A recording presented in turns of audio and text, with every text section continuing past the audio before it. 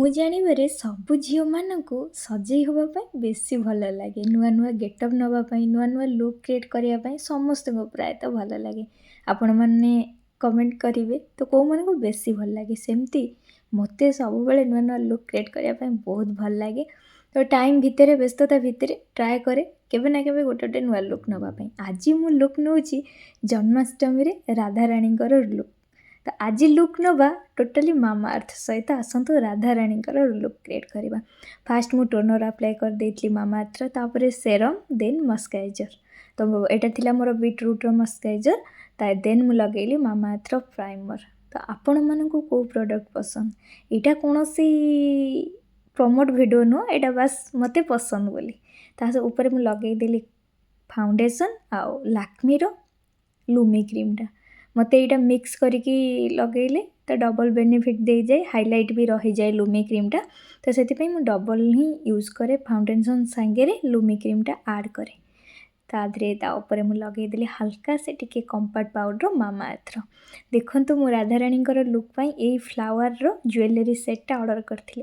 ଲିଙ୍କଟା ମୁଁ ଆପଣମାନଙ୍କୁ ନିଶ୍ଚିନ୍ତ ଭାବରେ ତଳେ ଡେସ୍କ୍ରିପସନ୍ ବକ୍ସରେ ଦେଇଦେବି।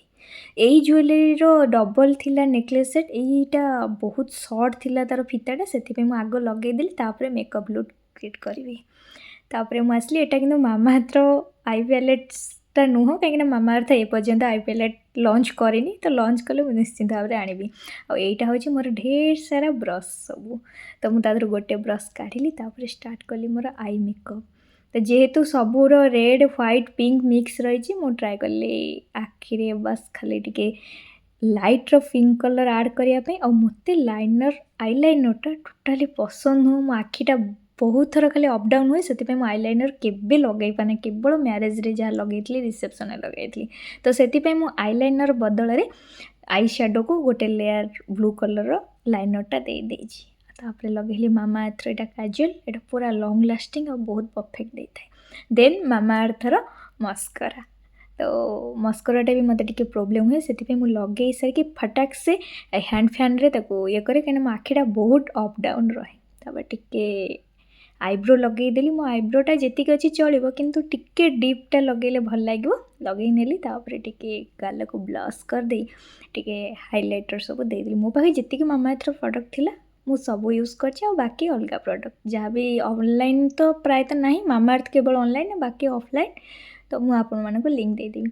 ତ ବିନ୍ଦିଟା ଟିକେ ବଡ଼ ବିନ୍ଦିଟା ଲଗେଇଦେଲି, ଆଉ ହେୟାର୍ ଷ୍ଟାଇଲ୍ ଦେଖନ୍ତୁ ଏମିତି କରିକିନି ଖୋସାଟା ବନେଇ ଦେଇକିନି ତା ଦେହରେ ପ୍ଲାଷ୍ଟିକ୍ର ଗଜରା ବାନ୍ଧିଦେଲି। ଆଉ ଦୁଇଟା ମୁଁ ଆଣିଥିଲି ଲାଇଟ୍ ପିଙ୍କ୍ର ଫ୍ଲାୱାର୍। ଏଗୁଡ଼ା ତ ପ୍ଲାଷ୍ଟିକ୍ ସବୁ ଏବେ ଆସୁଛି, ତ ସେଇଟା ଲଗେଇଥିଲି। ଆଉ ଏଇ କୁକୁମ ସେଟ୍ଟା ଦେଖି କାହାର ଛୋଟବେଳ କଥା ମନେ ପଡ଼େ, ଆପଣମାନେ ନିଶ୍ଚିନ୍ତ ଭାବରେ କମେଣ୍ଟ କରିବେ। ଛୋଟବେଳେ କେତେ ଏହାକୁ ଲଗେଇଛୁ, କେତେ ଭେରାଇଟି। ଆଜିକାଲି ପିଲା ତ ବିନ୍ଦିରେ କାମ ଚଳାଇ ଦେଉଛନ୍ତି, ତ ଆମେ ଏଗୁଡ଼ା ବହୁତ ସାରା ଲଗେଇଛୁ। ତ ମୁଁ ଯେଉଁଟା ରେଡ଼୍ ବିନ୍ଦି ଲଗେଇଥିଲି ତା ଦେହରେ ଖାଲି ହ୍ୱାଇଟ୍ର ଟୁପ୍ ଟୁପ୍ ଦେଇଦେଲି, ଆଉ ଦୁଇପଟ ଆଖି ସାଇଡ଼୍ରେ ଦେଇଦେଲି। ଯେହେତୁ ମୁଁ ମାନେ ବଡ଼ ବିନ୍ଦି ଆଉ ହ୍ୱାଇଟ୍ର କରିଥିଲି, ଆଉ ଏତେ ଆଇ ଓପରରେ ଆଉ ଏତେ ଟୁପ୍ ଟୁପ୍ କଲିନି। ତ ବାସ୍ ଏତିକି କରି ଛାଡ଼ିଦେଲି। ଲିପଷ୍ଟିକ୍ ଆସିଗଲି। ଫାର୍ଷ୍ଟ ମେରୁନ୍ କଲର୍ର ଲଗେଇଦେଲି ଲିପ୍ ଲାଇନର୍, ତାପରେ ମାମାଆର୍ଥର ଲିପଷ୍ଟିକ୍। ତ ଲୁକ୍ଟା କେମିତି ଲାଗୁଛି କମେଣ୍ଟ କରିବେ। ଆଉ ଏଇ ଜୁଏଲାରୀ ସବୁ ଆସିଗଲା ପିନ୍ଧିବା ପାଇଁ। ସବୁ ମୋର ମେକଅପ୍ ଯେହେତୁ ଲୁକ୍ କ୍ରିଏଟ୍ ସରିଗଲା, ଏବେ ମୁଁ ଜୁଏଲାରୀ ଇୟରିଙ୍ଗସ୍ ଆଉ ସିନ୍ଥି ଲଗେଇଦେଲି। ହଁ, ସିନ୍ଥିରେ ଏଇ ଟ୍ରିକ୍ଟା ଆପଣମାନେ ନିଶ୍ଚିନ୍ତ ଭାବରେ ଫଲୋ କରିବେ। ଏଗୁଡ଼ା ପାର୍ଲର ମାନଙ୍କରେ ମ୍ୟାରେଜ୍ ଟାଇମ୍ରେ ହିଁ ଏମିତି ଲଗାନ୍ତି। ମୁଁ ଦେଖିଥିଲି ମୋ ମ୍ୟାରେଜ୍ରେ ଏମିତି ଲଗେଇବା। ତ ତା ଭିତରେ ଗୋଟେ ସୂତାକୁ ପୂରେଇକି ଗଣ୍ଠି ମାରିଦେଲି।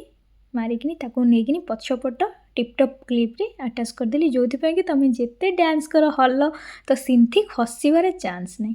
ଗୋଟେ ଜୁଏଲାରୀ ମୋର ଥିଲା, ବେକର ନେକଲେସ୍ ଚକର୍ ଥିଲା, ଆଉ ଗୋଟେ ଲମ୍ବାଟା ଜୁଏଲାରୀ ଥିଲା। ତ ଦୁଇଟା ପକେଇଲେ ବହୁତ ସୁନ୍ଦର ଲାଗିବ, ସେଥିପାଇଁ ମୁଁ ଦୁଇଟା ହିଁ ଆଡ଼୍ କଲି।